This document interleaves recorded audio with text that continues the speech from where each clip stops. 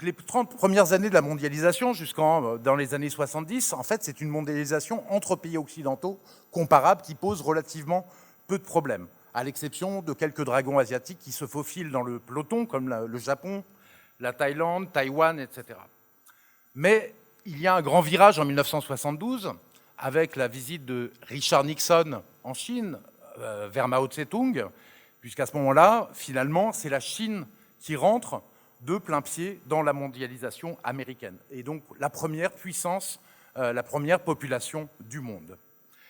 Évidemment que ça va complètement changer la donne, et cette politique, elle a apporté sur les 50 dernières années une richesse gigantesque sous forme de dividendes, de bénéfices, de cours de bourse aux dirigeants occidentaux, à la classe financière occidentale et la classe dirigeante en général.